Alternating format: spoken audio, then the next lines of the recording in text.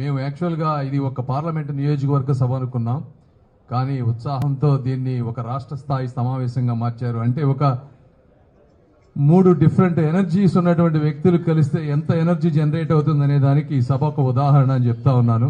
ఇది రాష్ట్రంలో ముందుండి వచ్చే 5 ఏళ్లలో జరగబోయేటువంటి అభివృద్ధికి ఒక శుభ సూచకం కావాలని మీ అందరికీ నేను మనస్ఫూర్తిగా కోరుకుంటూ, అదేవిధంగా ఈరోజు రాష్ట్రం గత 5-10 సంవత్సరాల్లో చాలా ఇబ్బంది పడిన వాస్తవం.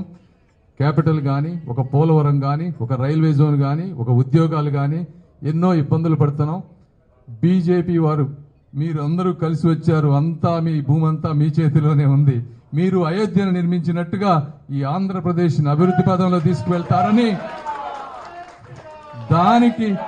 దానికి మేము ఎంత సహాయ సహకారాలు కావాలన్నా మేము అందిస్తామని, అదేవిధంగా మీరు ఇక్కడికి వచ్చినటువంటి ఉత్సాహం ప్రజా సమస్యలను తీర్చడంలో కూడా తీసుకుంటారని నేను ఆశిస్తూ అందరికీ కృతజ్ఞతలు తెలుపుకుంటున్నాను. Thank you.